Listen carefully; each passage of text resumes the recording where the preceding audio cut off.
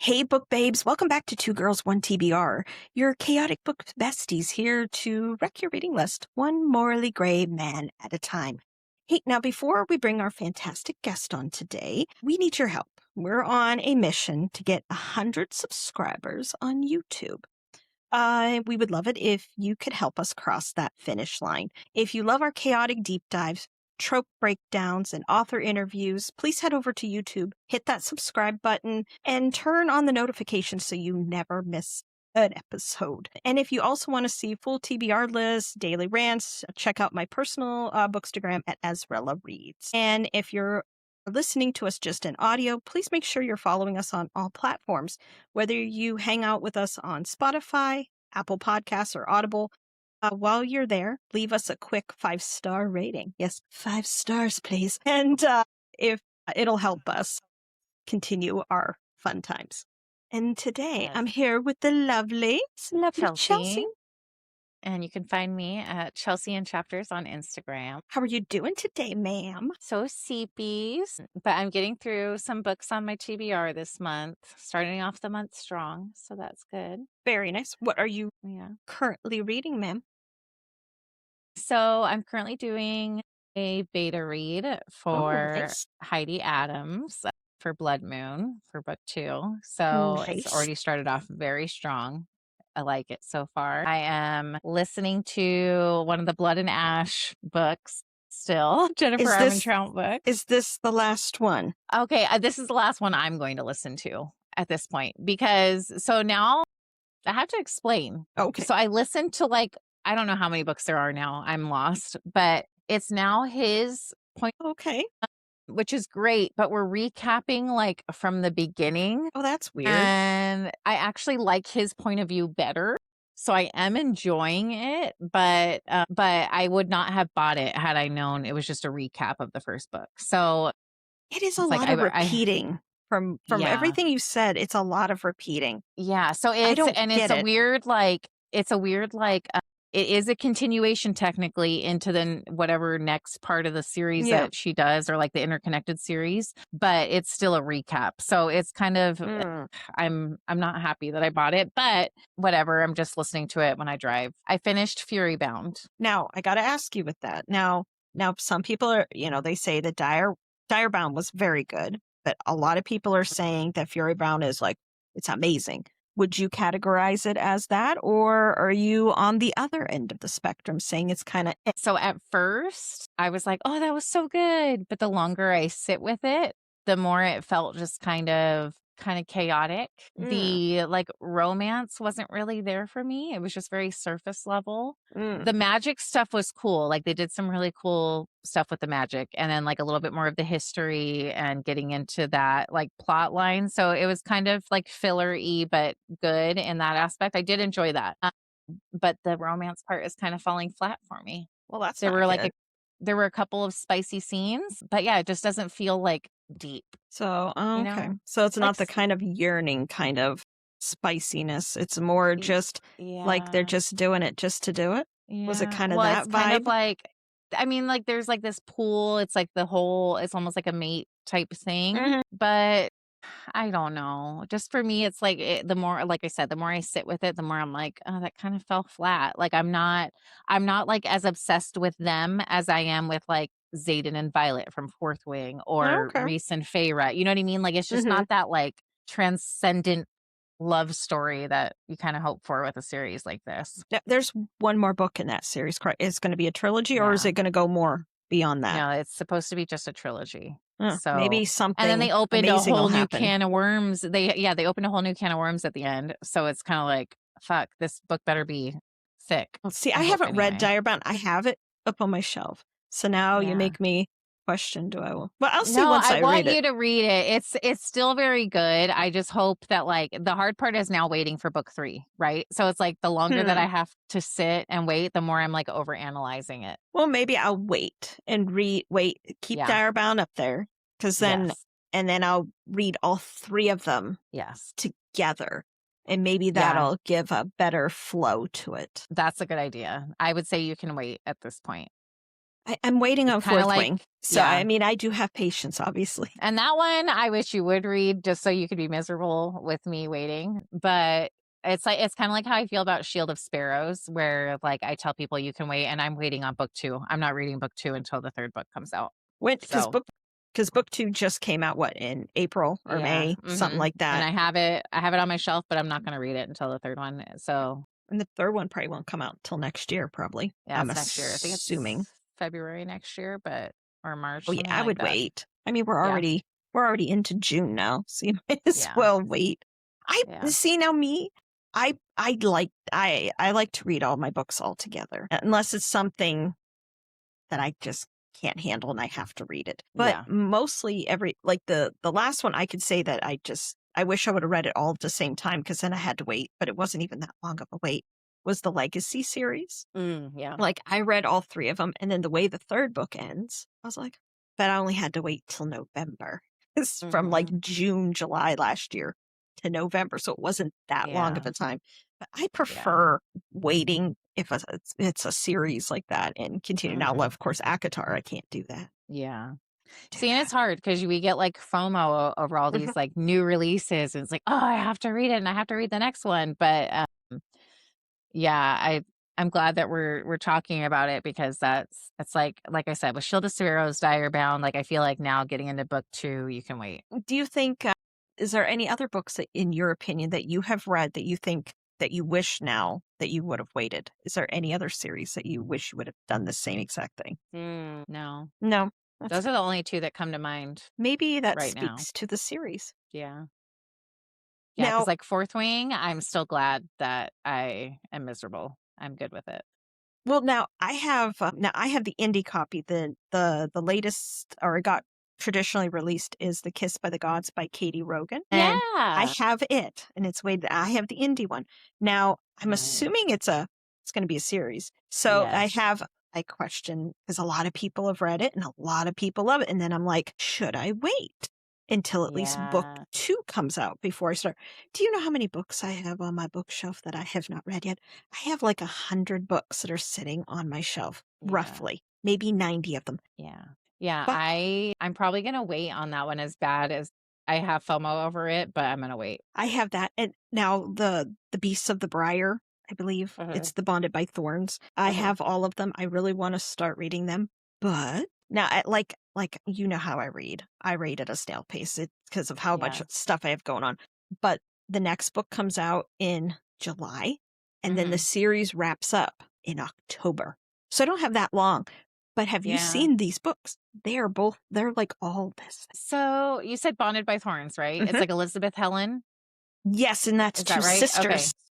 And I didn't know that. I got book 1 through Bookish Box, and because I don't have their indie covers or whatever they are. It's indie, right? Well, no, they were indie, and now they got picked up traditionally, and now but they're all being re-released in paperback for the traditional, and they all have sprayed edges. So I want to have my whole set complete. Okay. But before you read that one, there's a prequel. There's a little novella that goes at the beginning. So before you start reading that, you have to read that one first. Well, that's good to know. Yeah, because I was kind of figuring, I'll just wait and see if Bookish Box comes out with all the editions, but who knows how long that'll take. Yeah, because I think that'll be 7 books. Goodness. Yeah, it's a big series. That's a lot. Okay. Now, that one might wait on my shelf for a little bit. What does yours look like? Mine has, they're all different girls on, and it goes by the seasons, it looks like. And you know how I am with people on the cover on books, but this isn't a Fabio vibe. Yeah. This is very, more very character art, right? Yeah, they're very pretty. Here, I'll show you. I have to move my jaw. Watch, I'll knock something over. Here, I'll grab mine while you're grabbing yours. Yeah, I'll grab mine. Here. See, I knew I was too much over. I have a sign sitting on top of mine. Let's see what yours looks like versus mine. I did knock my sign over. I have signs sitting on top of it. And it said I would agree with you, but then we'd both be wrong. That's my sign. I love that. I like to tell my husband show that. me yours. Okay, this is mine. This is the one that just came, the traditional print. Yes. And see they're all the pretty. edges are sprayed, and it has the flop too. Yes. But they're thick. thick mommy. Mhm, Okay. and this isn't even the thickest one. Some of the ones that Yeah. I've gotten, because I've pre-ordered every single one of them. So as they've come out and been re-released since last fall, they've been releasing them. And of course, Okay. April was a brand new book, Mhm. July's brand new, and then October's brand new. But Okay. Well, it's pretty. I really hope now. I almost want to try to reach out to Bookish Box and see if they're gonna continue the series. This is really pretty, actually. That is pretty. Oh, I do Yeah. hope they continue the series. That would be gorgeous on your shelf. Yeah. You could And even there's the back. display it, get the book Yeah. stands and display it. I just this is my first time opening it. And then this is cool. See, that's pretty. Yeah. Oh, it reverses. Your cover reverses. Yeah. And then let's see if there's end papers. I haven't looked at that yet. There's like a character art. They put a sticker in here. I But believe. Now, I could be wrong. Because again, I haven't read them yet, but I believe it's a why choose kind of situation in the series. Well, Yeah, because it's like her and 5 other guys and stuff, I think. Oh. If I remember Five correctly. Guys. Yes, 5 Guys, I think. Five Guys, burgers and fries. That is good food, too, at 5 Guys. I watched it. I love watching. It was a clip on Instagram or whatever, and that guy was asking his girlfriend if she wanted 5 Guys. And she was thinking, and she was like, and then she thought he meant really 5 Guys. And then he was like, That is funny. he's like, what did you think I was talking about? Okay, That thing. She's like, there's an interview clip too of a couple of actors. They're being interviewed, and the girl's like, she asks them a question, and she has like an Australian accent or something, and she does it. She's like, "You do like 5 Guys?" And then they both look at her, and they're like, and she's like, like the burger place, and they go, "Yes, yes, the burger." It was so funny, but just both of their reactions, they were like, it's "Where did this interesting interview go?" when we hear those kind of things where our minds drift. Yeah.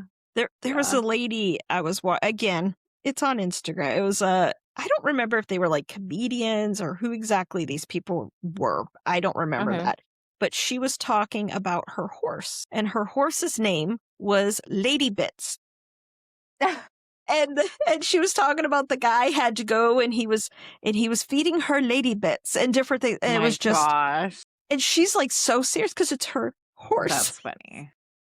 That is funny. That is very intentional and very funny. Cracks me She's up. trying to make people blush. Wait, but the guys were like, and then they were awkward, and then they had to talk about her Lady Bits. I'll have to, if I find it again, I'll have to send it to you because it cracks my heart inside.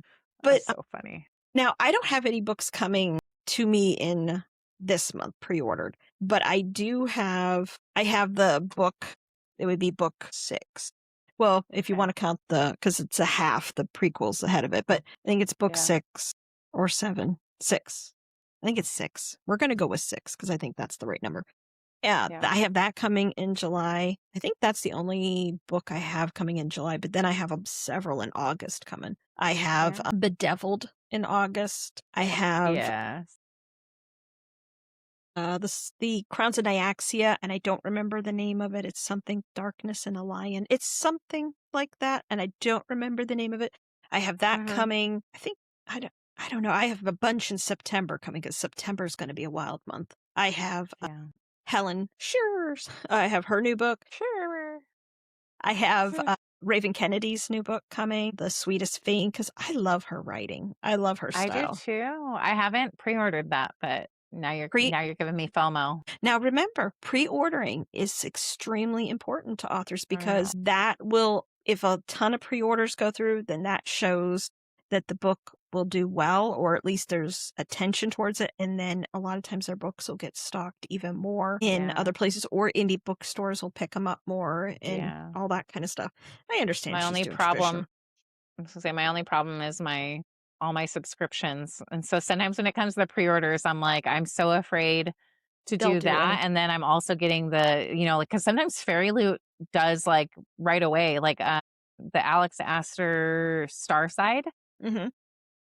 Fairy Loot did that like within like a month of that coming out. And so I'm too afraid to do pre-orders now because I don't need 1,000 copies of all these books. Well, yeah, I can understand that with you doing that. See, I don't do any subscriptions. So when I order, so my pre-orders, they're my, what I'm wanting. Now, Now, I'm still on the fence, though, because I have my ACOTAR.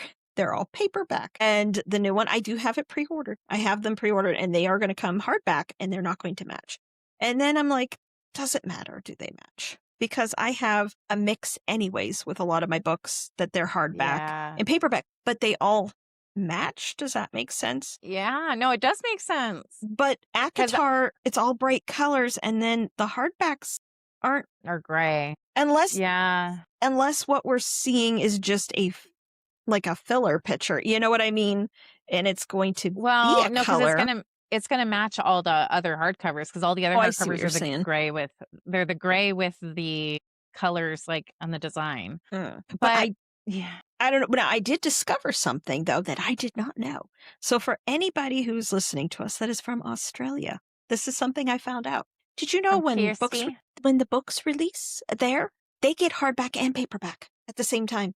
They don't have to get a hardback and have to wait to get a paperback. It's at the same time. She informed me of that. I said, really? I said, well, that's dumb that they do that here. Yeah. And then people I guess from a marketing standpoint, you can get people to buy a book twice. But I don't know. But once I had a hardback, though, I don't think I would buy a paperback, though. I mean, unless you want them to match. And that's the annoying thing. Like, I've had the hardcovers sitting in my Barnes & Noble cart, but I'm like, I keep telling myself, no, I have these, like, special edition ones. I have the paperback. What am I doing? I do not need. Well, with your image that's on yours, do you think they can continue that image on so that your books will match from acrylics?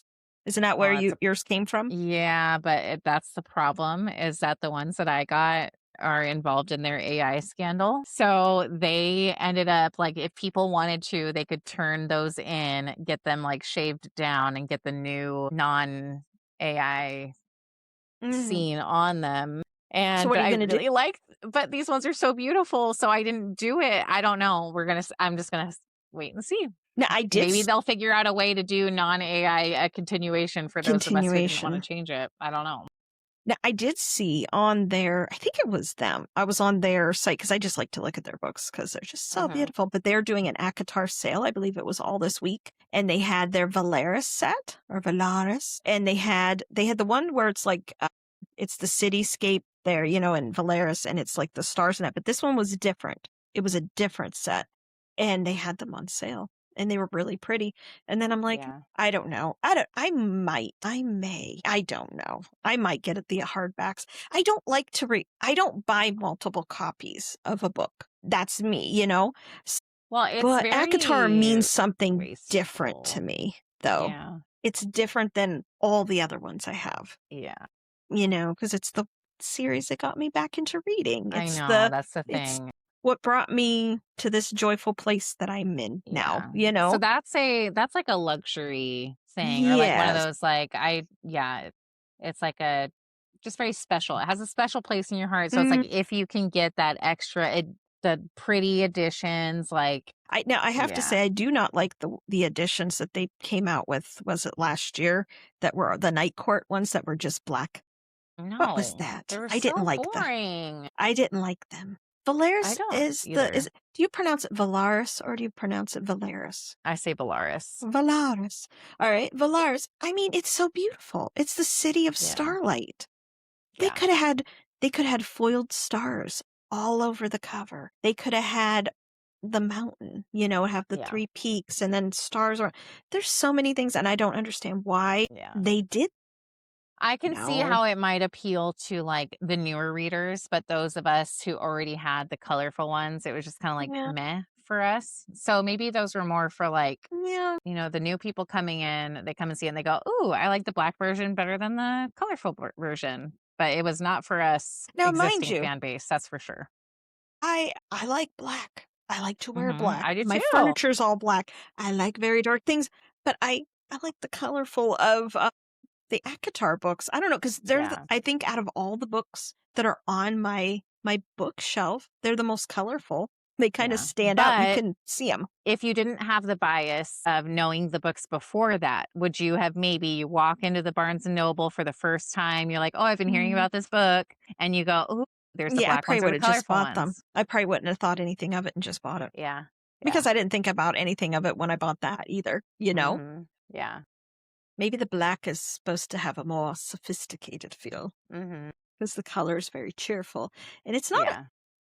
because ACOTAR isn't truly a cheerful series. No, it's much more of a black on Yeah. black series. Yeah. So I don't know.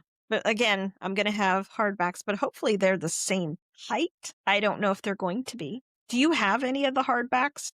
No, No. you're the same. Besides your Mhm. acrylics, you're in the Yeah. same boat as I am. Yeah, I've got the paperback and I'm trying to decide, do I want to buy the hardcover? If I'm going to buy the hardcover, I got to sell something. Something's got to go. Yeah. Now, I do have Crescent City. Now, I did see the pain that other people had with Crescent City, that one was taller than the others. But when I got them, they're all the same height. So they must have corrected that Yeah. problem that everybody That would had. annoy me.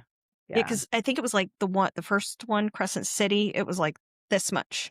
What is it? House of Earth and Blood.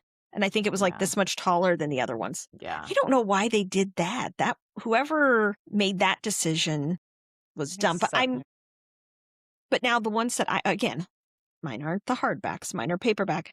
They are the same height though as my ACOTAR books. Mm. So the paperbacks. So I just wonder when I get the hardback, will it be bigger? Yeah.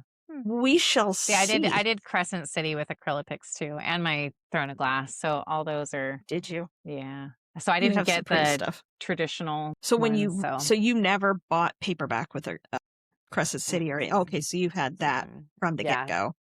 Yeah. Okay. And then same thing with Throne of Interesting. Glass. So I'm glad I did that on that end. Well, and everybody has to, whoever, if you have not read ACOTAR or you have not read Crescent City yet, and you plan to read them before ACOTAR 6 comes out, make sure 100% read ACOTAR first, then read Crescent City. Don't go into book 6 without reading Crescent City because you're going to miss some very big points. Yeah. Because I think a lot of that is going to come to play in book 6. Yeah, there's going to be crossover for sure. Now, I haven't read Throne of Glass yet, but I don't see as many people saying I should read Throne of Glass before it. I mean, I plan to read it. It's not that I don't plan to read it, but I don't think I have enough time. I don't think there's going to be any major crossover quite yet. It might be before January, though. Maybe. I don't think 6 or 7 is going to, because she didn't really make it sound like you had to read Throne of Glass. So maybe not. So maybe we will not see Aelin. Is it Aelin? Yes. Yeah. So maybe we won't see her. Maybe she will come to play in book 8. Yeah. I don't know. Or did she say that? Did Sarah say you need to read everything by then? I don't remember. I don't think she did. I don't think she did. I think she said with Crescent City, but I could be just not remembering right. But I don't think. But again, I remember she told her us, making the comment like you've had plenty of time, right? She said yes. that. So I just can't remember if Throne of Glass was included in that. Well, if not, I mean, I've done enough with our chats of ACOTAR that I have I have a slight understanding of Throne of Glass. And I know what happens spoiled. in it? I've had things that I know. So I don't know. We'll have to wait and see. But I'm super excited for that. Again, I think that's my most anticipated book of this year. I think is that one. Everybody's. It's going to be, I think Book Talk is good. And hopefully people in Book Talk, Bookstagram, everywhere, once people read it, some people read really fast. Please don't put stuff out there and spoil it for us slow readers that don't read that fast. To yourself. In your opinion, how much of a window from the time it releases to when people can start talking about it? How long do you think they can go? So here's the thing. I think you can start talking about it whenever you want, but don't do major spoilers. Like I am so, I think I've said it before, like I'm so pissed. I saw somebody doing major Kingdom of Ash, which is the last book of the Throne of Glass series, major spoilers, like audio spoilers on Instagram. And that really bothers me because for people that haven't read it yet, you're literally spoiling like the biggest epic ending. And that's not okay. Like, keep that off. You can tell people how much you love it and how devastating it was, but do not put those clips out or like ruin that. So, or if I think it's like you can start talking about. Well, I guess if you are going to do it, make it that it's like a slide thing or something. Or say very clearly, spoiler, don't go any further. Don't look at this.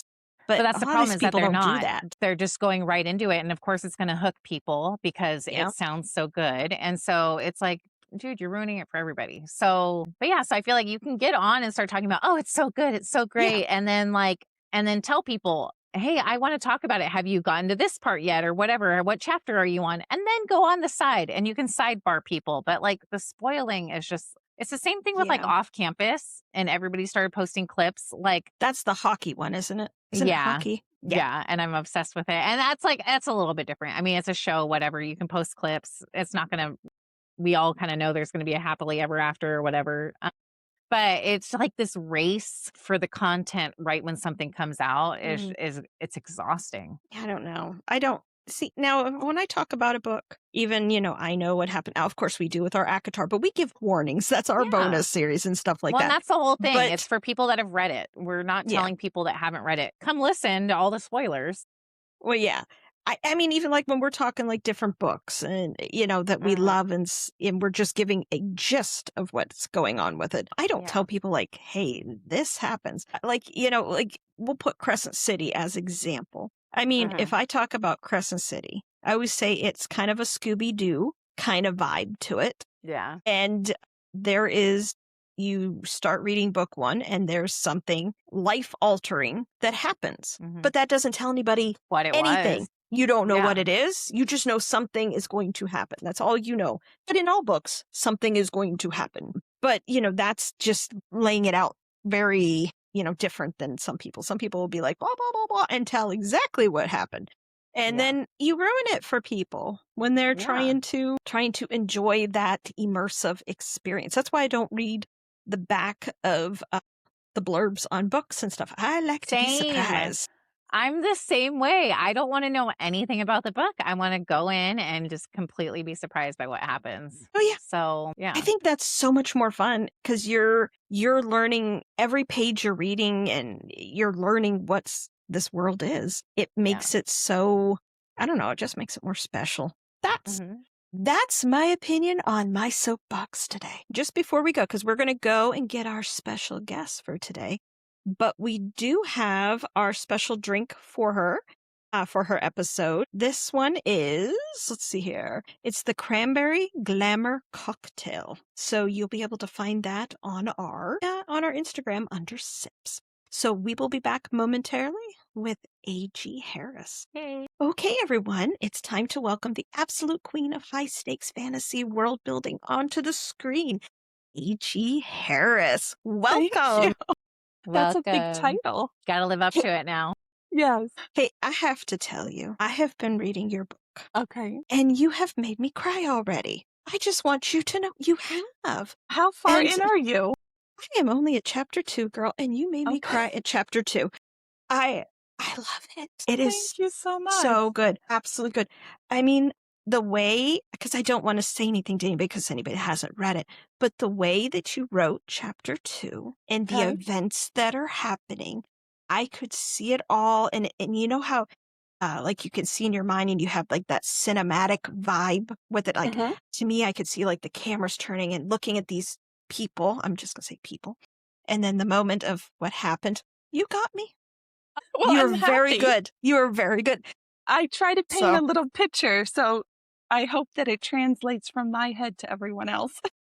Yes, I could see Okay. this. Absolutely. I could see every detail of how you were describing it. And just like, like how if you're watching it up on the big screen and you see the one person, you see the other person and how like the camera would be going around like this.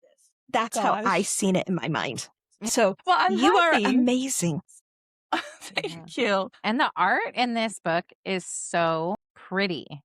Oh, well, that's my fun part. And I guess maybe I'm writing scenes like that because sometimes like I'm thinking of the art that will go with the scene. Yeah. So sometimes I see the scene in my head and then it's harder for me to translate it into the art, like the Yeah. anatomy and everything. But Yeah. Do you have an artist that you work with, or no, I'm the do you do artist. it? You She are. does all of it. I did not know that before today, but yeah, I'm going to just sneak peek to the prologue, even just how pretty. That's amazing. It's the kind of like, so, I'll write all day and then at the end of the night, once I get, our 4-year-old to bed, I can finally sit down and the drawing is like I can relax. I put an Yeah. audiobook on and I reset. That's amazing. Yes. So, I love it because everything that we're seeing how what you see because you Mhm. created then we see actually how what you see the characters actually look like, not what our imaginations would create. We're seeing truly what as you see the Yeah. characters, and I love it. I love yes, I watching you on think that's Instagram. I think the struggle as an artist is because I was listening to another podcast you guys had, and you mentioned how one of the authors said like they'll target like an actor or you envision an actor. And I realized after listening to that, I never do that. I just kind of like I Frankenstein the character in my head. So Yeah. then I find the hardest part is trying to get like that picture out without like the visual reference. So now Mhm. I'm like, should I be like targeting more actors so I can maybe draw it a little better? No, So and I'm gonna you try to do it. it's so beautiful. I mean, I would even say Oh, yeah. like this it resembles you almost. So I don't know if that like which is gorgeous, of Oh, I course. agree with that statement. It's not It meant to does. look like me. Yeah, but I mean just like the curly blonde hair and it's so beautiful, but yeah, so it's It is interesting how your beautiful. mind works. I try So, to get it to yeah. translate to everyone, and I guess it is salt happy. Yeah. I wish I could draw you. I mean, You can you do. start. Lord, You I can. know. I It's am like not. I have baby tried steps. drawing, and it is not my forte. I wish that was a talent I had, but that is not. But you are. I mean, you do absolutely beautiful. Thank I Mhm. you. mean, just like Chelsea said. I mean, look how beautiful she is, I and I loved mean, look how drawing her. handsome he is. Uh, You know what I Well, mean? I'm starting to try to think of the second book cover, and now I'm like, how do I make something that's outperforming him? Because I feel like he had so much emotion. yeah. And now I feel like I'm trying not to build pressure on myself when I go to draw it. I'm just going to Hmm. draw a bunch of different things and see what works. But You will I see think what that's one of my speaks to you. favorite ones. Yeah. Yeah. Yeah. Now, I love watching you on Instagram because you'll show like as you're doing your art and stuff like that. And it is so neat to be able to see that part of it, of the process. And that is neat. Did you draw your map as well? Yes, I did. You did a good job. You know, I love a good map. I have to tell I you. remember you saying that, and maps are this made me like appreciate people who really can draw them. Mhm. It is such like besides getting the land masses, then when you want to add in like the little mountains and the textures, it was very frustrating. Yeah. Well, I've But it is seen But the beautiful. videos where people will do like when they're doing their map building, how they're like throw rice or beans and they'll be yes. like, okay, this is where the mountains are gonna go. And Yeah. what was your process I in building it? realized like I had to keep like I would take my hand and just start squiggling to kind of warm up because when I went too stiff, it Mhm. was going rigid.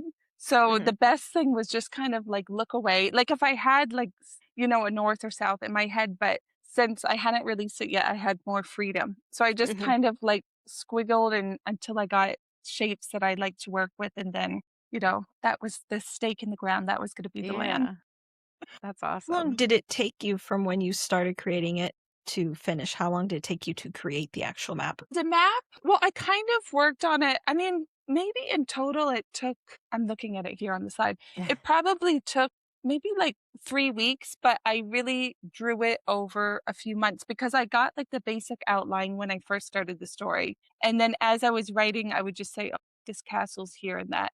But then when I had to do like the actual design and make it fit with the book, that took a little more thinking. So, but I in was gonna total, it was say, probably, That's neat. yeah. because it can't be, I mean, I was gonna say when it comes to the map, you can't necessarily do too much maybe before and you can't do too much after because you kind of have to see where the story takes you, right? Right, So and Yeah. I have the map here because as I was writing the second book, things yeah. have changed quite a bit on the map, but I'm Yeah. still stuck within like certain borders, so I have all my notes on it. Right. So I will Because then have it to has to go make back to sense back where they're making. traveling Yeah. to and Yes. from.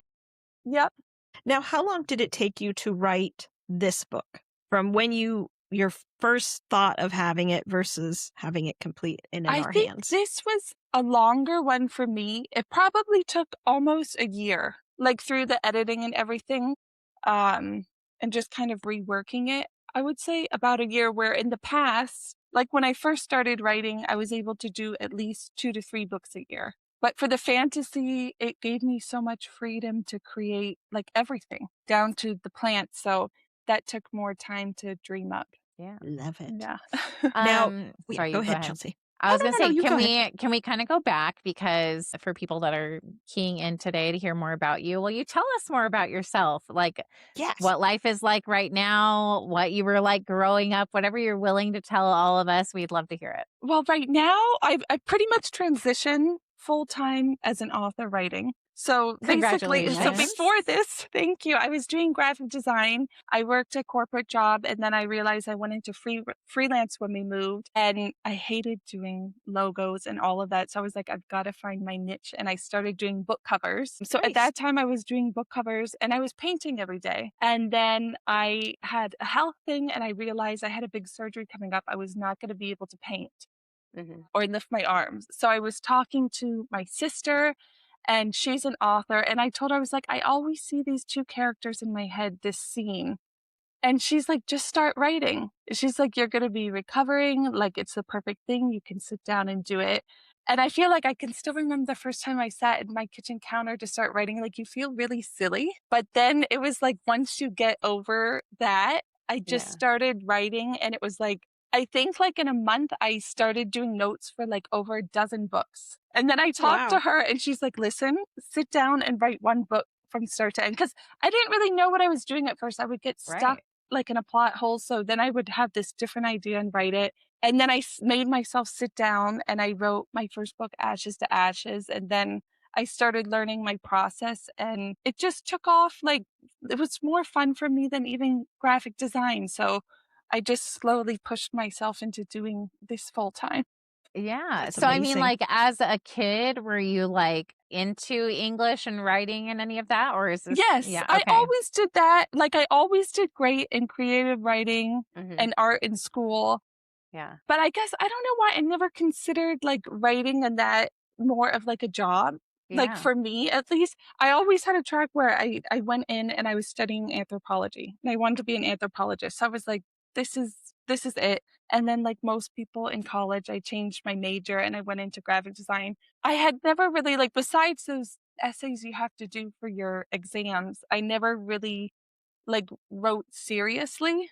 But my sister, I grew up watching her, like she would sit at our kitchen table and she was writing her books. And I always saw her doing it. And maybe somewhere in the back of my mind, I wanted to do it. Yeah. That's Yeah. Now, besides your sister, does writing go in your family? Anybody else in your family like to write? No, I feel like we got like the writing. Well, like the artsy side comes from my grandma. So she taught me how to oil paint. But Aw. besides that, like my parents are like, you guys got the art from this side of the family. And that's where the That is seed came from. Yeah. And it's is interesting. neat. I mean, as we're like growing up and we're thinking, okay, I need to get a job. What is my, like you said in college, what is my major going to be? How am I setting myself up?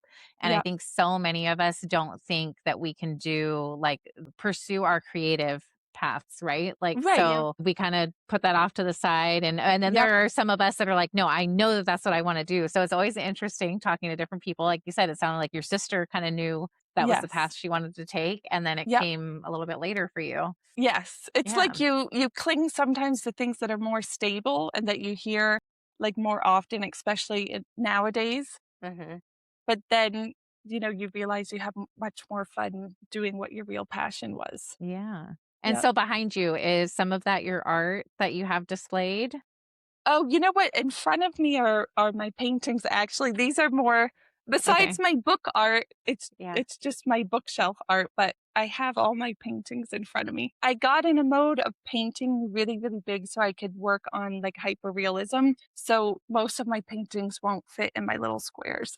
So Well, that's neat. See, now, like my niece kind of did kind of the same kind of thing. She was going to go, I don't remember what her initial thing for college was, but then she changed majors and she was going to be an art teacher. That's okay. what she was going to do. And then before she ended up graduating, I believe she ended up doing graphic design. That ended up being her thing. And then in between, before she became like the graphic artist she was a tattoo artist. So she was actually, Very because nice. she's done amazing work, but she has all kinds of tattoos. She has like on her hand, I think but she'll probably yell at me and tell me I was wrong. But I think she did the tattoo on her hand, and it's like the poison Wow. apple, from Okay.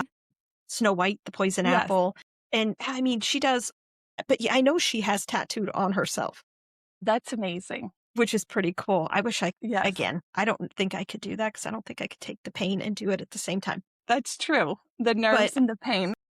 but now, but her thing that she's been doing now is, again, she's a graphic artist, but she is doing a book cover and illustrating a children's book. Very So it's the nice. first one Cool. she's ever did. Yes, So I'm maybe super she'll proud of merge her. more into our lane. Yes. Yeah. I keep trying. I'm like, you need to come join me in Bookstagram and stuff.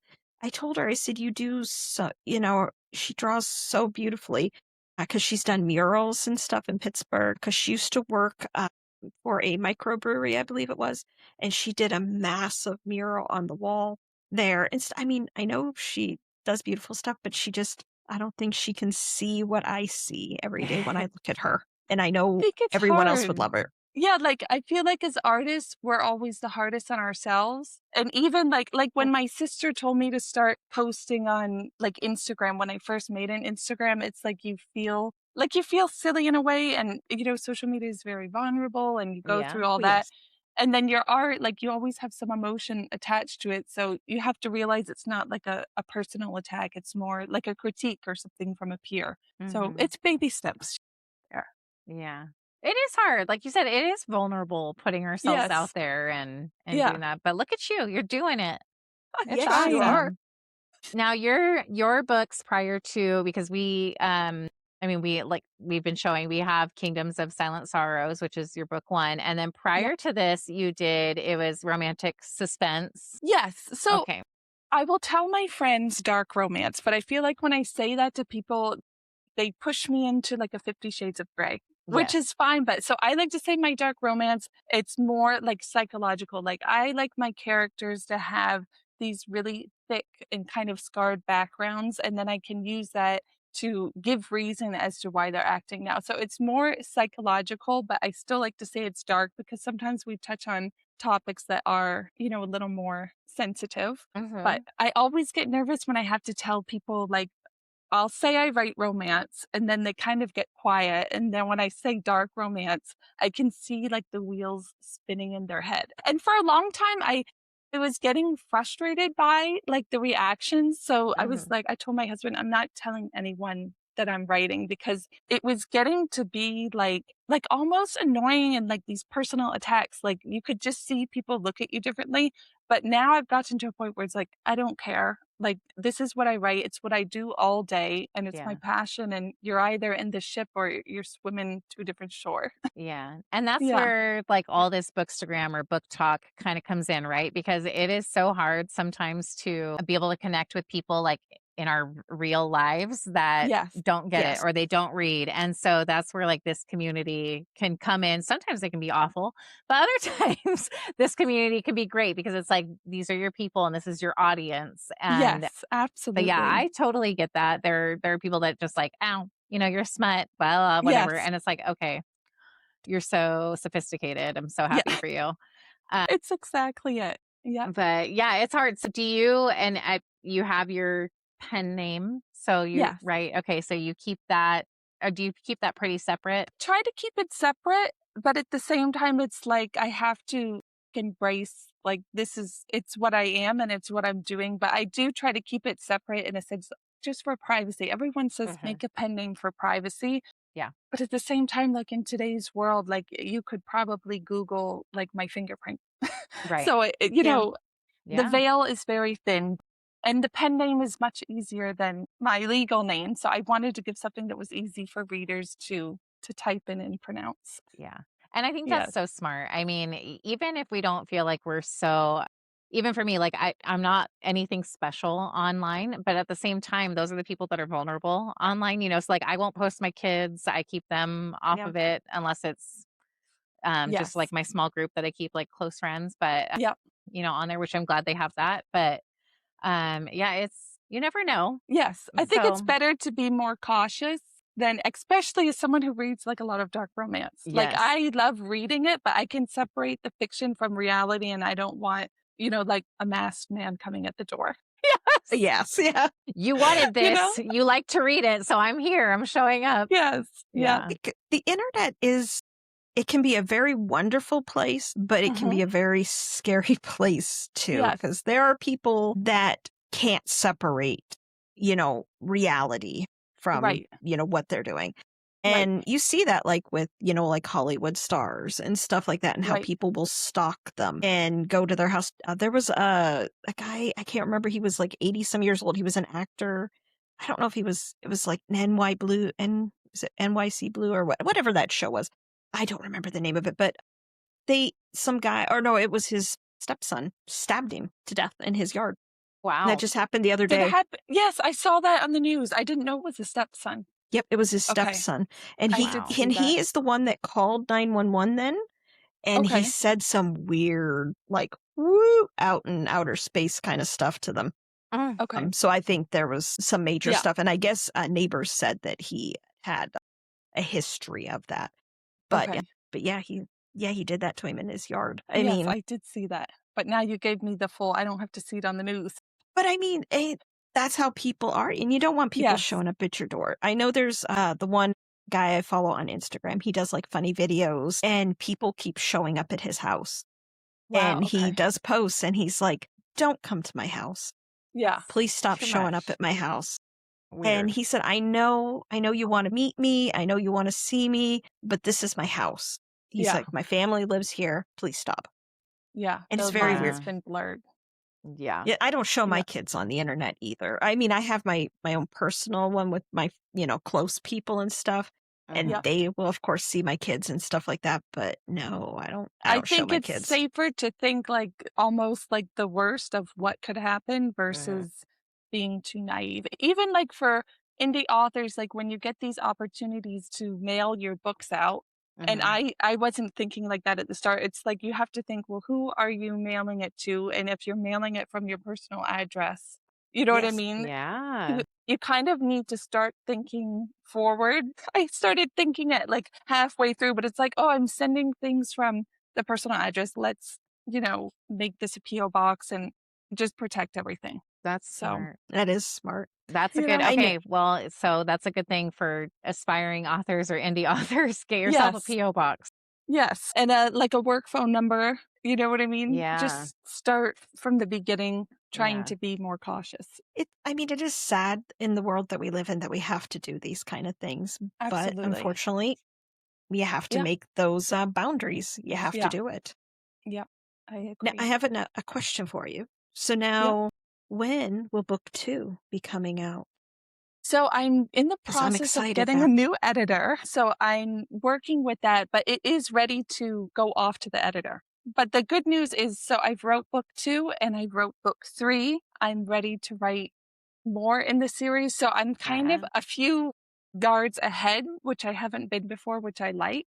So Nice. hopefully that will, once everything's finalized, I can make the releases faster. Yeah. Do you have How an many? idea how many books you have planned out? Well, so for Titus, his will spill into 3 books. Okay. Okay. But then all of the brothers and other characters, I've already kind of tried to set it up where they'll each have their book. Oh, So I like that. it So could be more branched. interconnected. Yes, Okay. interconnected. And if you've made it through the prologue, you know that that's Yes. on the gods, and that's intended to be their own series, but everything will interconnect. And that prologue slowly keeps unraveling throughout all of Titus's books and the brothers. Awesome. I absolutely Yeah. love it. I'm telling you, I always know when a book is a good book is when it makes me cry. And I'm like, she got me already at chapter 2. Yeah. And so I know. Yeah. I'm So I'm happy. super excited. I have to try out some of your other books because I do.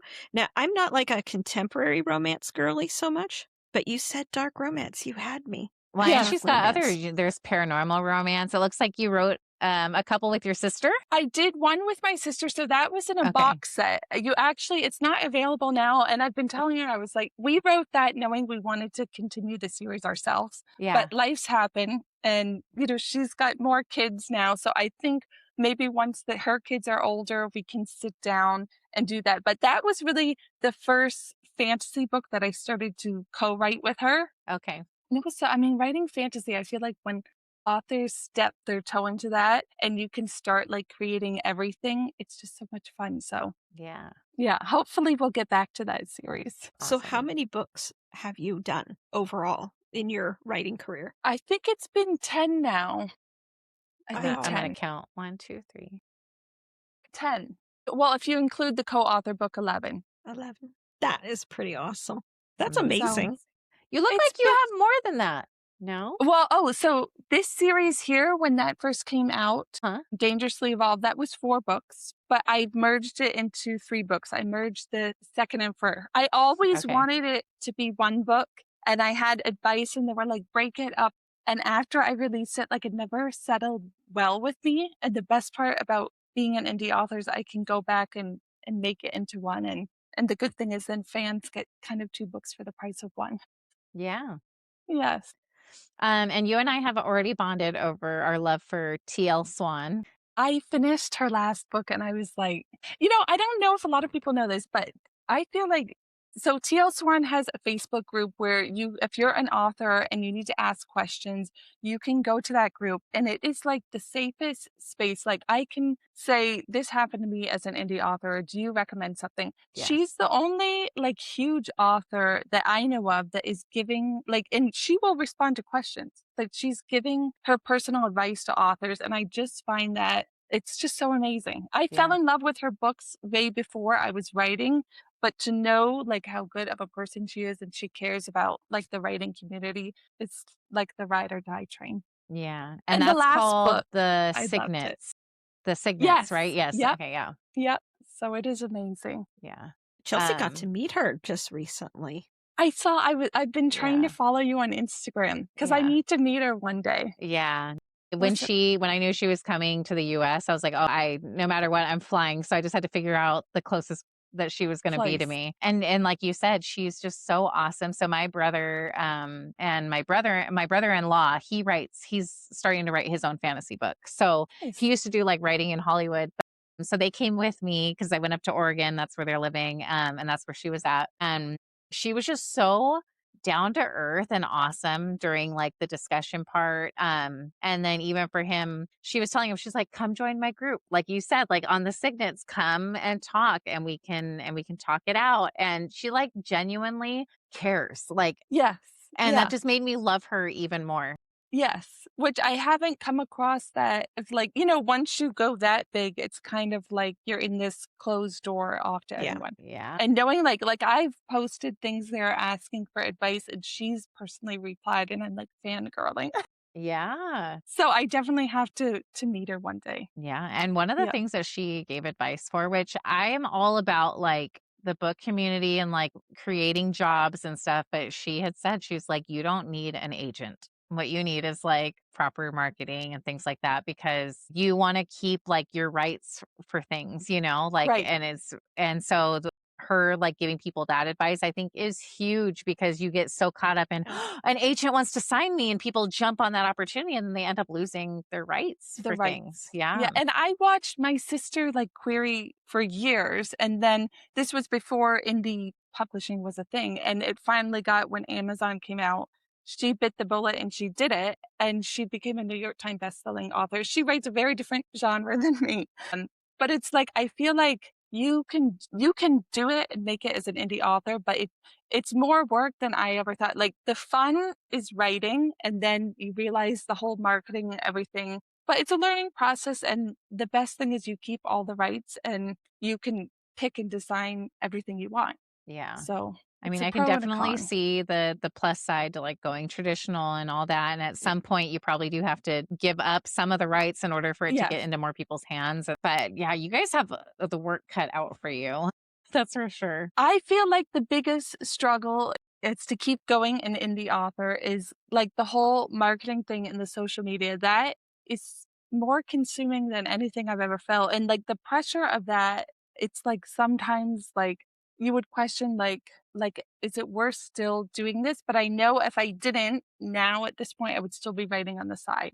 Yeah. So it's like you kind of have to leave that negativity out, and you will stumble and fall, but it's like a slow race, and eventually you're gonna learn more and keep going. Yeah. It's what I tell myself at least. Well, Yes. I mean, Yes. I mean, we see that just here with just our little podcast and stuff like that. I mean, Right. because you have to do a lot of social media or nobody would know we existed, Right. you know? And, I do Instagram. I let TikTok fall by the wayside, but I have come I back do to that too. TikTok. Mhm. But She was getting a lot I of know, weird messages on TikTok, so she yeah. So You know, there's some weird men on TikTok. I just want you to it's know. just telling my husband that, like, I feel Hmm. like, so I've tried to get into TikTok and I have two issues. One is I feel like if I've ever tried to do ads on TikTok, it doesn't do anything that I target. Like, I will target only women and I get all men following me, and it's weird messages. And another thing is TikTok, if I post any art, like I'm drawing a nose, they flag my video and take it down. They're like, oh, we think this goes against the guidelines. I have to appeal it, which takes a few days. And it That's happens like weird. 90% of the time I post. So I've told all my followers, like, I'm going to try to be on TikTok for you all, but I'm going to post much more often on Instagram because Yeah. the whole, like, I can't post a picture of me drawing. It just drives me insane. I don't know That's so why. weird. odd. Yeah. Again, TikTok it's weird. Yes. Like I said, weird men that like to write you. And and I was just like, this is weird. And so I kind of quit like at the beginning of the year and I wasn't posting anything. But here Right. in the last week or so, I started again. But it's weird too, because we were getting like 1,000 views and all that kind of stuff. And now even though I have more followers over there, it's not as many. Well, I don't understand their algorithm yes. over there. Yeah. It's a YouTube's mystery. not bad if you I post I over need to there. start that more. I started YouTube and I post some, but I feel like Instagram was my first, and it's so easy. So Yeah. I prefer Instagram, Yeah. yes, yeah. but I know there's even more things that we can do But then because you've I got want to to do like lives. you've got to weigh like how much can you do, Yeah. so you're not making it so exhausting. Yeah. It's a lot. Yeah, And you Yeah. said do you have multiple children? I have one daughter. You have one daughter. Okay. Yes. So, and that's hard because it does Yeah. take a lot of, your family time away, and they're seeing you, and it's like being on your phone or having to be on the computer. Yes. And that's draining too. And I feel like trying to keep up on the social media, trying to keep up with all the new things coming out. I'm afraid of one day looking back and being like, I was so consumed by all of that, by That's trying to very true. make it, Yes. And I feel like I've questioned that sometimes. It's like, when she's in school and I'm writing so much, and sometimes in the evening I start to draw, it's like I make sure that's why now when she goes to bed, I will draw. Cause it's like, especially when you have one kid, it's like I saw this thing, and it's like when you have one kid, every first moment is really the last. Like, it's Yeah. the last time I'm going to be putting like a baby in a crib. So it's like I want to take that memory and like hold on to it and cherish it. yeah. It's a You lot of know? pressure being a parent and being creative too, because we've talked about this before. Are you kind of ADHD, like when you get an idea, like you really want to do it and you get really invested and then you kind of move around, I'm or not ADHD, but it's like when I get the idea, even like, so I get some of my best plot twists or book inspiration. It's like when I would go lay down, I'm like, I'm taking my 15-minute power nap. As soon as I lay down and close my eyes, it's like it starts. So it's like, then I'm not napping. I'm writing the notes on the phone, or like even with my art, like I usually have around at least 5 different drawings going on because I'm working, it's like the mood or the vibe, like which character do I want to tap into today? yeah. Yeah. And I used to be like that. Like when I first started writing, like, oh, I have this idea. Let me just write the intro. And then it's like, we've got to like focus on one and make that the reality before we go down the Yeah. rabbit hole. Yeah. I think Yeah. that's the hard part about Yeah. being a creative person, is to tell yourself, okay, we Finish. got to focus. Yes. Yeah. No more messing around on the 20 different Yes. projects that you have going on. Yes. Because Yeah. you don't want to stifle that creativity, but at the same time, you've got to finish your projects. Yeah. Yes. Yeah. Yeah. I noticed I do these kind of things. I never realized that I must be that because I started picking up on it.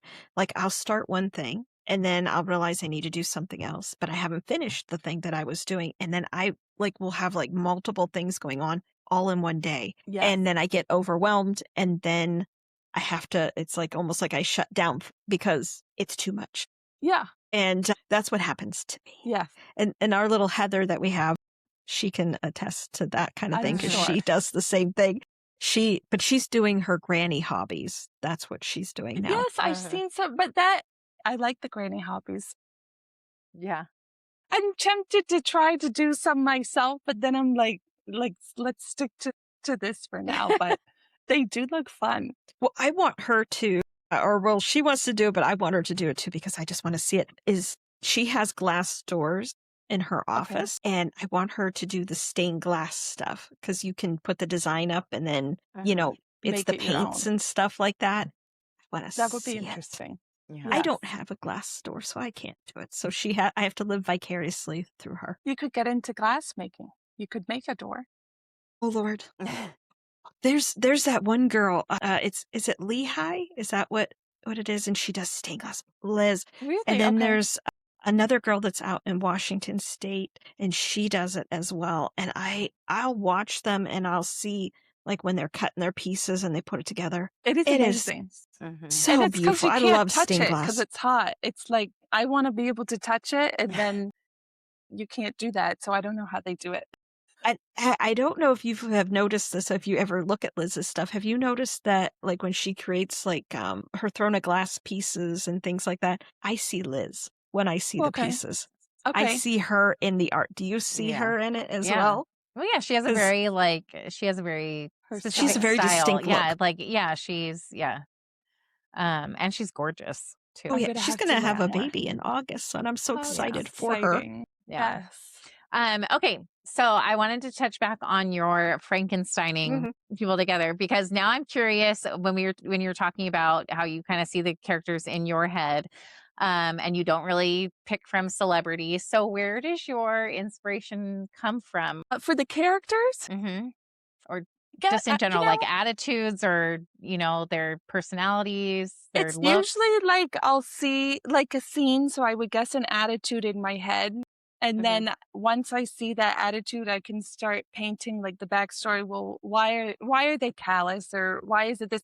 I realized that I like to kind of connect that psychology of like why is the villain acting like the villain? It's not just because they are. I mean, sometimes it is, but I really like to give the backstory of it. So I guess I always start with the attitude first. Yeah.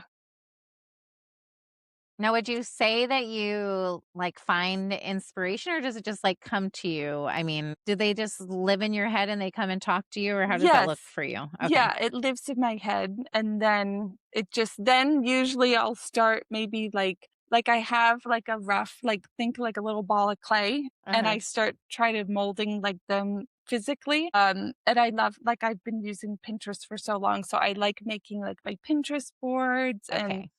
making kind of like character, like what would they wear? What, are they into this activity or that? It kind of Yeah. just snowballs. Are your Pinterest boards private or are they They public? are. They're private. I think they're all private, and it's not Okay. even under my pen name. It's just my own. It's like Okay. it goes so far back from Yeah. like college days when I had to come up with ideas for graphic design. Yeah. I was Probably going to say should that'd be clean it. so fun to like Yeah. stalk you on Pinterest and see what you're pulling into your certain boards. I should probably consider doing that. I started doing it with Spotify to give like the music inspo in that. Yeah. But Pinterest is a good idea. Okay. Yes. Now, for your Spotify list, do you give us like playlists or is that just for Yes. you? Oh, you do? No, I started doing it for each book. Okay, awesome. Yes. Can I Is find there that one in for here? this book? Yeah. You know what? Yes, there's one for this book. You know what? You have I think I put there's a Spotify. I usually did in all the other books. Maybe no, I didn't on this one. But there is a Spotify. See, that's one thing I did leave out. But there is a Okay. Spotify. So is there somewhere that we can find that? Is it on your website or?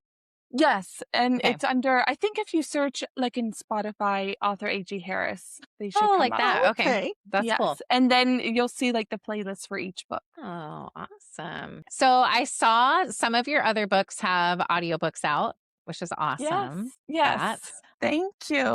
and what is that process like for you? Are you on ACX? Do you go through, is that how you've been doing it? I did ACX. I think in the future, which I had great experience going through Mhm. ACX, but what I really want is I really want the dual narration.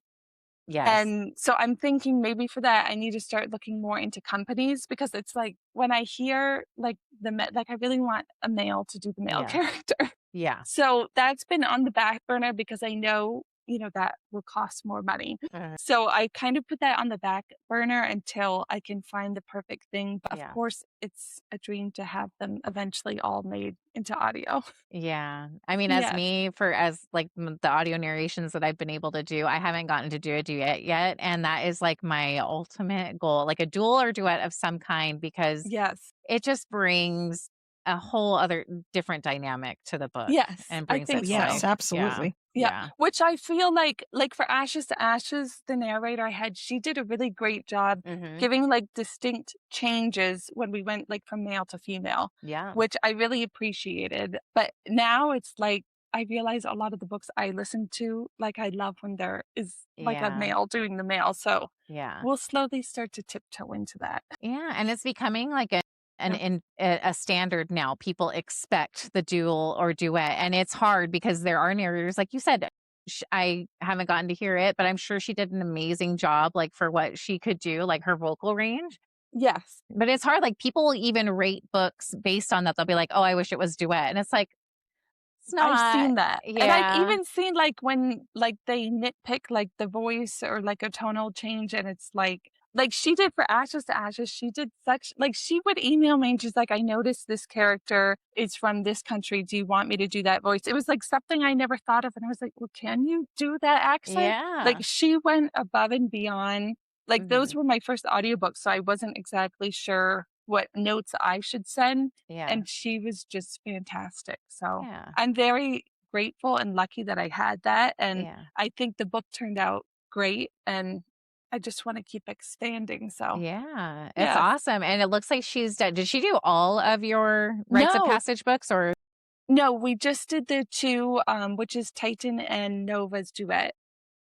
got it? Okay, So the other rites of passage, I do need to tap in and okay, add that to my audio list. yeah, Yes. that's awesome. Yeah. Now this is my wheelhouse kind of thing because I only read spicy books. I have to say, ma'am, you write spice very well.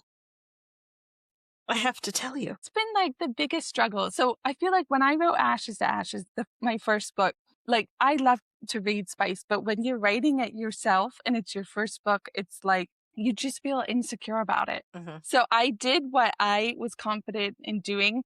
But then as an indie author, once I think I had like 3 books out, I was like, you know what? I really want to bump up the spice a little bit. So I did go back and I added like kind of bonus spice to that. But I feel like now it's like one of the biggest struggles as an author is like trying to write like enough spice in the spice that I read, but still, being able to put my fingers on the keyboard and do it. I have So to tell you, you do good. And I was like, I'm like this sweet AG that I talk to. Look at her and this spice that she writes. And you do very good. You know, thank you. we were talking to Stephanie Storm. This was Okay. back in March. I think I And saw she that was one. talking about spice. And she was saying, because she was doing a scene, and I believe it, if I remember correctly, the scene it was a threesome. It was something with that. And said she was getting so, like, not necessarily embarrassed, but she was like, can I have a glass of wine? She said before, she's talking. And then, but she said, like, my editor and the other person that was with her, she's like, they're like, we're professionals. Like, none of this phases them. And she's like, Right. and then she had to do her first woman on woman scene. And she said Okay. she was lucky that she had, I think it was a beta reader that actually was a lesbian. So she was able to Get the give real her a little like bit more of the feedback. mechanics Yeah, Yes. yeah, Yes. yeah. and stuff. But does it make it hard for you to do things like that? Or now are you very, very comfortable in writing your spice? Because I can say your spice was wonderful, what I've experienced so Comfortable far. in a sense where it's like, I guess I have to, this is going to sound like a double, I have to be in the mood, not in the mood like Yeah. spicy wise. I have to be like confident enough to write it. Yeah. And it's like I feel like when my first books came out, one of the feedback was like I was getting the spice level like a three chili pepper. And I was like, well, I want a little more than that. But I also like I want to make it romantic Yes. and like still like gritty, but like respectful. So it's like, how do I write a dark romance where it's like gritty but romantic and respectful? I guess that's always been the balance. But still, like each book I do, it's like I'm trying to get more comfortable of being like writing specific words. And I listen to reader feedback like on TikTok and the other things.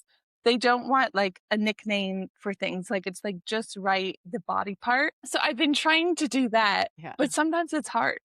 Well, let me ask you this now. Like now, some authors have issue like with certain words. Like we were just talking to Ellie Sells. Her episode comes out this coming week, and she was talking about like on for like men. She has no problem calling it the cock and all things like that. Is there anything that like you shy away from, or is all words I think available I for you? shy away from, yeah, I guess I shy away from some words, but now that I'm thinking about it, it's not with the male anatomy, it's usually with the female. With the female. Yeah, because Yeah. it's like I don't want to make it like, how do I gotta think. I want to make it still like pretty and like, Mhm. like how Yeah. like a woman would view it, like you love this part of your anatomy and everything. And I feel like some words just like they slap like this label on it, or it's like they belittle it. And Yeah. it's like, Yeah. I don't want to do that. That's kind of what we were talking about. Like it almost sounds harsh at times, like when Mhm. you're Yes. writing it in. And so, yeah, you want it Like to it's a sound human. feminine. Yeah. Yes. Yeah. Yeah. Well, the way you write it, I mean, of course, it's very good, spicy, but it's beautiful the way Yeah. you're writing it, if that And makes that's sense. and that's gonna You be know, hard. Like, how do you I think it's pretty amazing how you guys like kind of keep it fresh each time too. Like it doesn't feel repetitive over and over, I like the think same that's thing. something you try to think about. It's like I Yeah. don't want to write like the same love scene in every book. You want something different. And I guess Yeah. when I need to think different, it's like you kind of have to step in and be like, well, how is this character and their background, Mhm. translating that or feeling emotionally? So that maybe helps me try to vary it up a bit. Yeah. Yeah. Yeah, well, you because see, like, it's not like it's missionary mm, every single time and the same yeah, exact thing, you know? Like yeah. it's awesome how you can be so descriptive. Get the Well, difference you look at there. the difference between female authors and male authors. A lot of times, at least that from what I have seen and stuff, male authors a lot of times are much more. How should I put it? They're more gross, I guess, in a lot of ways when it's with women. And they're Uh-huh. describing was with women. It's what I mean. It's Yes. It takes women like when they're some writing about poetry out. yes, and Yeah. when women write it, it's much more. It's something of beauty. It's a form of art, I guess. Yes. I can agree with that. But a lot of Definitely. times male authors, no, it's just very crude. Maybe that's Yes. the word I want to go with, how their descriptions are of things. Yes. It's They're just, it's doing not the A to same. Z. Yeah, and we Yeah. want like all the beautiful letters Yeah. like explained to us. Yeah. Maybe Yeah. men should read a lot more books that female authors write, because I then feel they like would that's understand how to yes, take care it's of a like the woman. game book. Yeah. Yeah. Yes. Yeah. Yes. You want to Yeah. know. You want to know what I want. Just Yes. I'll give you the chapters. Yep. Yeah, because a lot of men in this world, they think what they see on the internet, on the lovely porn world, and they don't understand that a lot of those women, they are there because it is their job. And That's true. and I'm telling you, they do a wonderful job. But how they are and how they're reacting to things, it's their Yeah. job. It's not how we want to be It's not treated, love, and how man. Yeah. it's Yeah. different. They And need men, the letters but on the men don't page. understand that, though. A lot of men, they don't grasp that. But if they all would read books by That's female authors, we they need would have to a understand. merge the video games with an audiobook. Yes. Mhm. Yes. Concoct Well, something that's Yeah. well, Yep. if you ever played, there's The Witcher and stuff. There's Yep. Garrett. Now I haven't watched any more, Chelsea. I haven't watched any more because now I'm afraid to go further in the season because you said that season 1's the good season and after that it goes downhill. I Yeah. think it's the last season. Yeah, the latest. Yep. Yeah. It's the biggest mistake. Like, I feel like losing him, it's just like Yeah. it finished it. It's done. Yeah. I don't Yeah. see how they were able to replace Geralt because Geralt of Riviera is very specific. And then if you play the video games, like on PlayStation or Xbox or whatever, Yeah. Geralt gets the ladies on there and he is very smooth. And Yeah. Henry can do the growl. He Yes. can do it all. It is Yeah. the book growl and Mhm. just those gritty exhales that it's like that's what I envision when I'm writing it. Yes. Oh, he's so good. I love him now. He is now on my list. Mhm. I have I've Johnny Depp. been Johnny Depp's trying to still on get there. him on her list for forever, and now My finally he's on the gosh. list. Yes. I will take Johnny Depp. Yeah. I will definitely take Jason Momoa. That man could just come and throw me because I like it because he could throw me around. Yeah. Have you seen, like, if you go and do his meet and greets and stuff, he'll do pictures and, like, he'll have, like, his hand on you, like, your husband or whatever, and he'll be pushing him away, and, like, all the women are haven't hugging seen him and stuff. that. Oh, My that's God, I very want to that's meet a him nice touch. someday.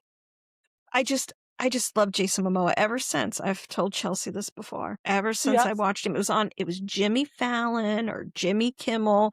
It was one of those late night shows he was on, and he was in this silk outfit, and they were talking about his traditional Hawaiian undergarments. And he's Okay. like, oh, he wears them all the time. And he took off all his stuff, and you got to see Just his love at first very sight. firm backside. God.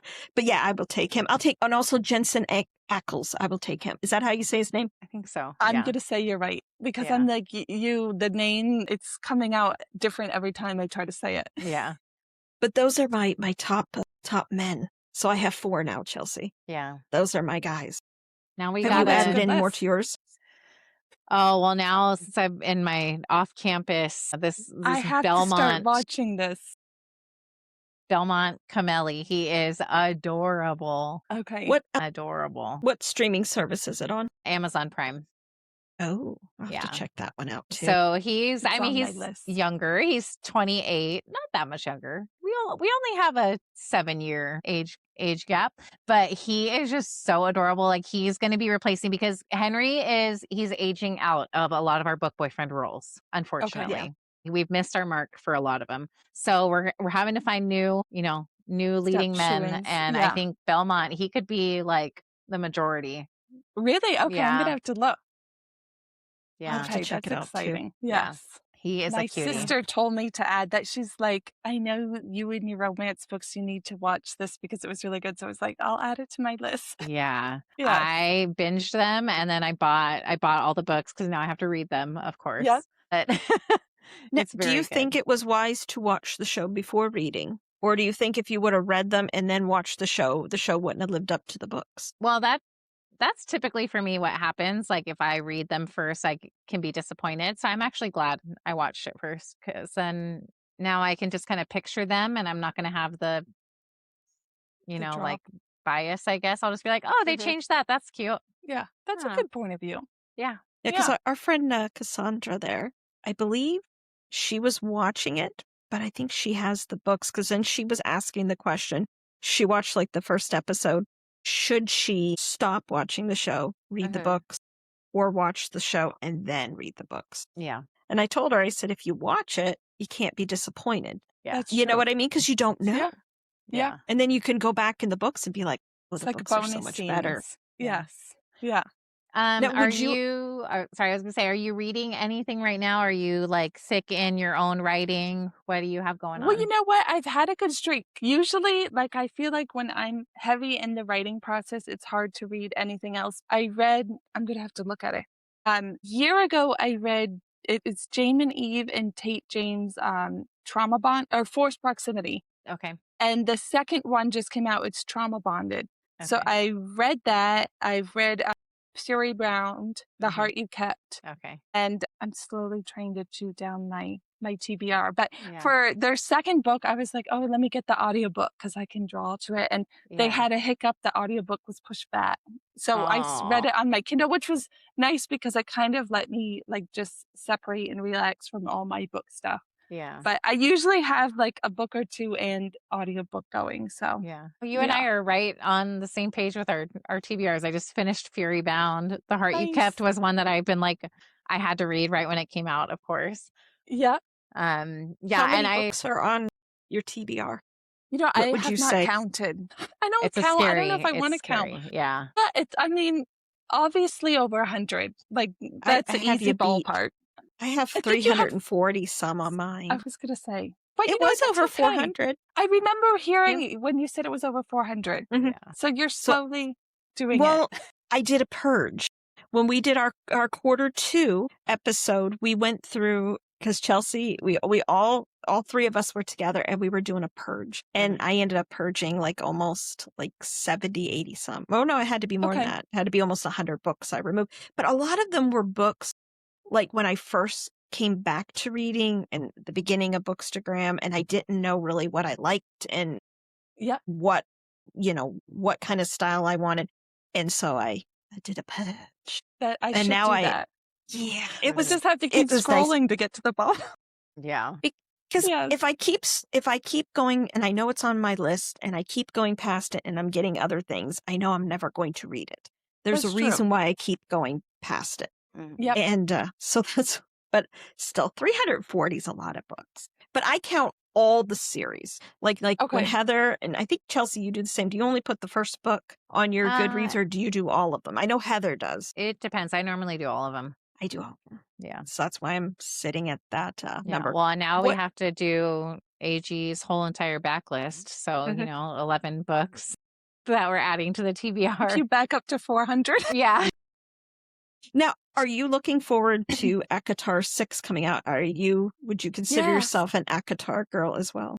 Absolutely. And it's funny, when I first went to start reading the first book, I read like a few chapters and I could not get into it. And then it was like later I was seeing like the fan made trailers and I was like, let me try it. And I started with the audio and I just became like, I always feel like it's not the book's problem that's the DNF. It's like you as the reader. It's just not the right time. So I just found the right time and now it's always the right time for ACOTAR. Yeah. I can't wait for it. Yeah. It's always excited. it's the world building and romantasy is sometimes hard. So I think that's where it was hard with ACOTAR. I always tell people like get past chapter 5 is what I try to tell people because a lot of people don't get into it right away. And I was the same way. I put it down and then I picked it back up and then I was obsessed, of course. Yes.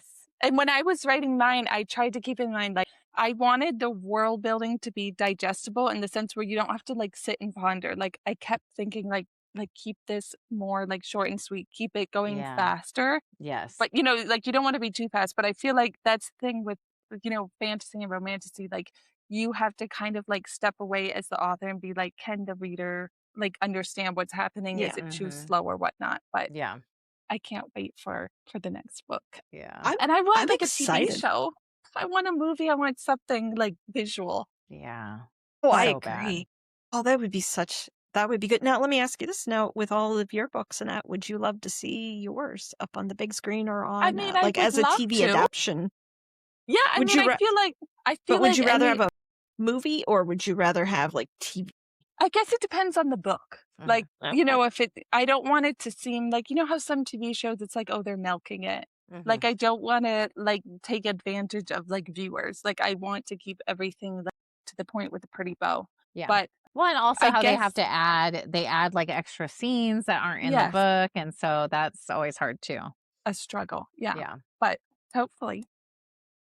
Well, I can tell you when I could see yours as a cinematic. I told you as I was reading, I could see it as a movie and I could be like, I think I have someday. to, when I first started writing, like, I feel like a lot of authors, they start in hopes of getting traditionally published. And that was never something on my radar because I feel like I've seen indie authors do so much. And like the flexibility, like you have young kids, you're still not full time into something. Like I always just wanted to be an indie author. And like now I am. And like when you ask about like a movie or something bigger, like that would need to branch more into the traditional world. Mhm. And for this book, it was the first time I was like, well, should I try the traditional route? Should I try querying and all of that? But I just see like so many, like you lose, like I'm fine with, you can't have the whole cake. You have to give some stuff away. And I'm Mhm. fine with that. But it's like the whole process just seems like a bat on your spine. It is like, I just wanted to release it and give it to my readers. But maybe in the future, I need to start looking into that. But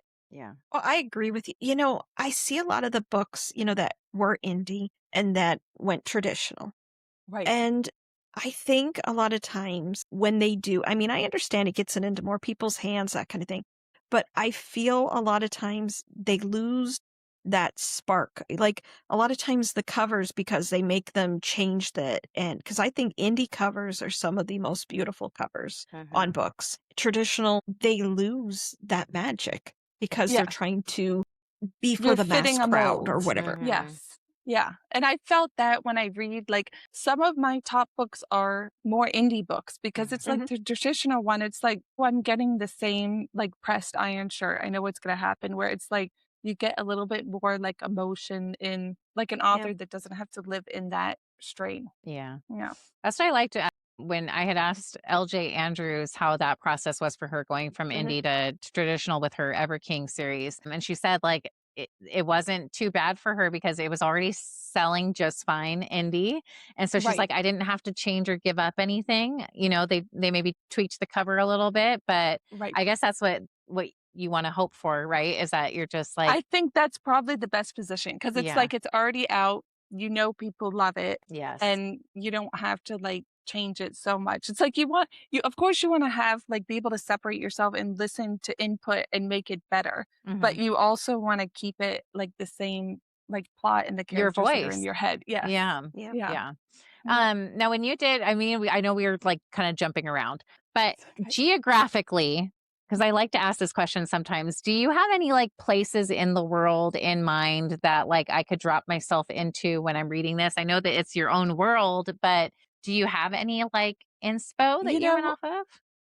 I didn't really go off any like, I don't think I went off inspo, but when Hmm. I'm seeing the places in my head, I probably pulled aspects of places subconsciously. But for the second book, I am 100% pulling aspects. We were just in Japan. So for that book, and Eh, I'm writing, it's more into the Fae side. okay. So I feel like when I was there and like the temples and the nature and everything, I was like, this is like walking in the book that I'm currently writing. So Awesome. I am kind of ironing things more towards that. And Okay. I think of the things I'm going to draw for it too. Yeah. Because it's Yeah. cool. I know you're like creating your own world, and that's what fantasy is, right? It's a complete new place. But yeah, I do Right. like being able to step in that. I got to go to Japan with my sister a couple years ago, only for like Nice. 4 days. I would love to go back. Yeah. But there are so many beautiful places, and it is cool when you can like think of your favorite book and be like, I could just sit Yes. and read that here, and you see like the mist and the, whatever else, and the Yes. trees and the little bowing deer that Yeah. come up to you, all the things. Yeah. Yes. That will definitely be sprinkled more in. And it was like the perfect inspiration for like a Feyland. Like it was just like, it's going to be good. Yeah. Yes. Well, I loved when you were on your trip and that, and you were sharing pictures and stuff, and I felt like I was living vicariously through Mhm. you I on your was trip. trying to It was share, so like, beautiful. you say it's like I don't want to be an Instagram traveler in the sense where I'm going to places just to stand like in front of the temple and take pictures. So my husband and I like we love history, and I was telling you he signs us up for tours that are like history tours 7 hours long. It's the whole day, which I've come to love. Yeah. So I was trying to be a little bit more like, let me start taking more pictures that I can post and share with everyone. But at the same time, it's like I want to be in that moment and learning because that's why we're there. So Yeah. I tried to balance it. Yeah. Yes. How did your elbow go after the deer decided to try I and didn't bite you? turn into a deer yet. I watched, speaking of Instagram and things, you always see all the pictures where you're feeding the deer. Literally, you buy the rice cake. As soon as you step away from the stand, they are on you. Mm. And it is like when you have so many deer, and I was cornered up against this nice little bamboo fence, and I was like, I'm gonna have to fall backwards over it. Like when they bite, it's like, like it was aggressive, like Yeah. nipping at my clothes and everything. But when it drew blood, I was like, oh, like I poured hand sanitizer on it. I'm starting to think the worst. But so far, we're still human. But you have But to be that's cautious when you go oh there. yeah. Yeah. Yes, yeah. Oh, They, they're smart too. They know that you had Mhm. the rice cake. They're like, Well, that my lady, question is, there how she did is. the stand lady train them? Because they don't go up to the stand, but it's like they're watching you. Like she must have trained them, don't come near my stand because you're not Yeah. getting anything. But as soon as you walk away, I couldn't even untie the rice cakes like fast enough to To hand them give it out. to that's That is hilarious. so funny. Yes, but it Oh was a good trip. God, that's I've heard funny. But I think of similar you. stories about the pigs in like the Bahamas where you go to the I certain have heard place. that, and I Yeah. have not ventured into feeding them. Yeah, that makes it sound like, oh, okay, never mind. Maybe we don't want to go Yes, feed the pigs. yes. That sounds I'm awful. gonna watch from a Terrifying. distance. Yeah. Well, Yep. I remember years ago that I would have been very little. I was like 9 years old. And I remember we went on a little trip. It was just my mom and dad and I, and we went to a petting zoo. And I remember they were deer that were there and you could feed them, but you actually were in with them. And I remember I was terrified of them. I remember that. And my dad had to feed them. And I remember there was a picture, and my dad at the time, because this was the 80s, and my dad had a perm. For years, my dad had a perm. Why did Uh-huh. men have perms in the 80s? I have questions. Because it was just weird. And I remember my one uncle went and got a perm too. And I'm like, why are you all doing this? Even as a little kid, I thought it was odd. But I remember my dad, and he's like scared, and the deer trying to eat everything from him. Yeah, they can be. I mean, like, obviously in the back of your head, it's a wild animal. But it's like when you're seeing it, like in that town, they're everywhere and people are going up and petting them. But when you have food, like it's more like basic survival. Like they're going to come Yeah. at you to get it. And I Yeah. get it, you know? Yeah. So You know? they're just all wandering all over the place that you can just go up and pat. Yeah, they're Interesting. literally all over. Yeah. It was nice to see, like when I could walk after and I was like, I'm not attempting to feed them anymore. Yeah. It's like surreal. Yeah. Well, what was your favorite thing you think you saw while you were there? Or what was the best You know moment when what? you were in Japan? My favorite play, I can't remember the name of it, but it's basically, it was in Kyoto and it's where they would go, they would make the huge jumps to have their wish granted. So it was like if they jumped like the 5 stories and survived it, your wish could be granted. But walking that, like when you're walking the trail, like, cause you go up to the temple where they jumped and then you kind of go down the hill and there's another temple. Like I just felt like I was in like a whole nother world. Everywhere there, like you were in, like you're in some of the biggest cities, but then there's this pocket of a temple or forest. And it's like when you're there, you don't hear any of the city sounds. It's like you could just sit down and relax. And I wish like everyone had like that opportunity in a city where it's like you go and there's no city sounds and like they respect their city. It's like they're not throwing trash down or anything. It's like I feel like they respect themselves and the nature and art there. And it was just a nice experience. And then I had a rude awakening when I come back here and it's like you step into like the public bathroom here and it's like, oh, I'm not in Japan anymore. Yeah. Do people still jump off of that temple, or was this like a long time ago thing? It was, I don't think anyone is jumping off of it, but I wouldn't quote me. But it was like during the samurai days. Oh, okay. Yes. Interesting. But I wouldn't be shocked if some foolish tourist is going to try it. Yeah. Well, yeah. You know? Lord. Yeah. It is really nice. They were having not a tsunami. What is it? It's the monsoons or whatever they're having now or Yes. something over there. Because my one friend that I went to high school with, she lives over in Japan. And I wrote her, I said, are you okay? Because I don't know where it was happening. And she's like, no. She's like, that's the further south of, in the southern part of Japan. She's up further up the north. But she was in the earthquake, though, when they had the earthquake and the tsunami came in there just recently. But she said everything was shaking. And she sent me a video of a business that was like real close to where she lived. And everything was shaking. See, that's terrifying. That's I feel scary. like the You guys are in earthquakes California. terrifying. I'm in Florida. Oh, you're in Florida. Yes. Okay. So okay. I feel like at least hurricanes and that you have like a warning. But like when we were in Japan, I was thinking that like you're up in these huge high rises and I know they build for it And it's an interesting way how they do the weights so the buildings can sway, but still like having no warning that you're going to be shaken. Yeah. I tried not to think about it. Yeah. Well, Chelsea, have you been in an earthquake? Oh, yeah. Yeah. Does it just feel Not like common? anything. Yeah. I mean, we haven't, thankfully, I mean, I need to knock on wood. I haven't been in anything that's been like major, but yeah, I mean, they're kind of scary for a second, but we're also so used to them that like I've never actually run and stood under a door jam like I'm supposed to, like we just kind of ride it out and we're like, okay, are we done? Yeah. I could see it's like us in hurricanes. Yeah. Yeah, Yes. exactly. Well, Yeah. Kentucky gets earthquakes. Now, my husband has been in one. This is Okay. before I knew him. Here in the Louisville area, they had an earthquake. And he said he was sitting, because at the time he lived on the third story of an apartment building is where he was. And he said everything was moving. And he said you could hear the bricks on the outside popping. Wow. He said was the noise. But That's yeah, creepy. around here, they get like 4.0s and stuff here in Kentucky. Yeah. I have never experienced one, I at hope least you not don't yet. have to. Yeah. But I think it has a lot to do with the cave systems and all that kind of stuff that's here. Because we have Mammoth Cave. There's 400 miles that they have mapped, and they don't know. They don't know how big it is. I do want to ask you before I do. Do you have any plans? Like this is already beautiful. I know you've done all the art. Are there any plans for a hardcover? Or I do have a hardcover. You do already? Of Kingdoms. I do, and it has the bonus art under it. Yes.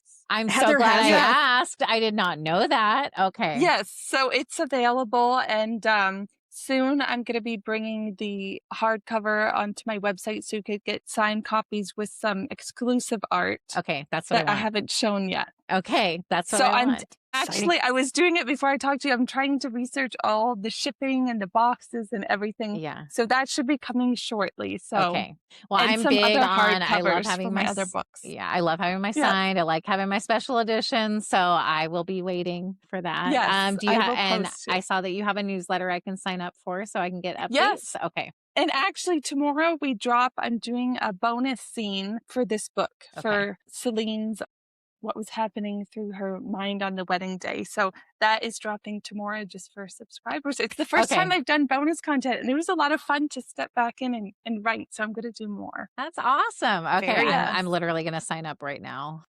Before This I has get off been my wonderful. computer. I'm so glad that you came to visit us and Well, talk with thank us. you for making it like so well. I'm very shy and I'm such an introvert, and I'm trying to get out there because I want to go to book things like as a reader too and as an Yeah. author. So you all made it very cozy. Awesome. Well, you are very sweet, and I enjoy talking to you all the time. Thank Anyways, you. you It's know fun that. talking to you. Mm. I always listen to you all when I'm doing my housework, so it's nice to be able to sit and listen. Aw. Now, tell everybody where they can find you, what your website is, how to find you on Instagram, all those good things so they can get your book and Yes, be I'm at happy like we author. are. I'm at authoragharris.com. Same handle name on Instagram, TikTok, Facebook, YouTube, author A.G. Harris. Yeah. Fantastic. Again, everybody, please go to her Instagram, watch her do all her beautiful art. It's so amazing to watch you actually create these characters. Thank you. I was drawing right before we started to try to be relaxed. I love it. Do you get a alert when somebody signs up for your newsletter or no? I don't. Interesting. I was going to say, let's flood your email and get everybody to sign up. I have myself to check in to MailChimp to see. So I'll check it at the end of the day. I am trying to do more on my newsletter because, with how often the algorithms are changing, and it's like I can post content and some of the people who have been following me for a few years, they're not seeing it anymore. So I just feel like as authors, there's this safety net. And for the readers, like when I have content to post and it's really me, you will see it in the newsletter. So, and I'm going to do more exclusives. And that's how I've always done my giveaways is through my newsletter. So you never know if you'll win. Good to know. Yes. I put you as one of my favorites on Instagram. So I Thank see you so everything. much. Yeah. See, that's the thing. I didn't know you could I get a gotta start favorite on doing that. Instagram. Yeah. So you hit like I when didn't you're know already that. following somebody, you hit that follow button, like there's a little arrow, and then you can go Okay. in and put them as your favorite I or did not know. yeah. Okay, I'm gonna do that. I need to And start there's doing that more also too, because like you said, they took away the whole like chronological timeline, which I still hate. Bring it back, please. Yep. And something will pop up, be like 5 days ago, and I'm like, what the heck? Yes. I was seeing things from other authors and it's like I didn't even see that you had a book release. What's going on? And I was like, Yeah. I got to step out of the algorithm and have some like formal like negotiations and conversations with my Yeah. readers like, hey, this is really what's happening. Yeah. And Meta is not suppressing it. Yes. Yeah. Yes. And you can also go, besides making someone your favorite, you can also go in under the little setting part and make sure it's showing you every post, every reel. You can select Okay, it I did not know this. because it has it that it won't do it. And Yeah. if it's like people that you really want to see every single thing from them, go and do that on Instagram. Okay, I'm Yeah. gonna do that when we're done. Well, thank yeah. you. Thank you so much. Yeah. But- Yes. But thank you for hanging out with us today and Well, sharing thank you all for those having me. wonderful updates. And I hope everybody goes out and gets to experience your writing and gets to see your beautiful artwork. Thank Because y'all. believe me, everyone, it is very, very well worth it to have her part of your world. Because You're AG very is sweet. amazing. Well, But hey, thank you all for helping me get into more of this world and feeling good as an artist and author. So thank Yeah. you. well, maybe one day you can be brave with me and we'll do an Instagram live together. Yes, I only did it once, and I feel like I experienced like a real life hot flash when I was doing it. I was Aw. so I know. nervous. Well, I get hot flashes, so we could match. Yeah, We could just match. should have a little Yeah. sauna detox. Yeah, but you've ripped off the Band-Aid now. It's going to get easier Yes. and Yes. easier. It is getting Oh, yeah. better. So Yeah. that's thanks Yeah. to you all. So thank you. Yeah. Thank you so much. Hey, Yes. Chelsea, it was good talking with you too. Also, You too. Yeah. Yes. so I guess we'll just sign off with everybody. Good night, Okay, you book guys babe. have a good rest Good of the night. weekend.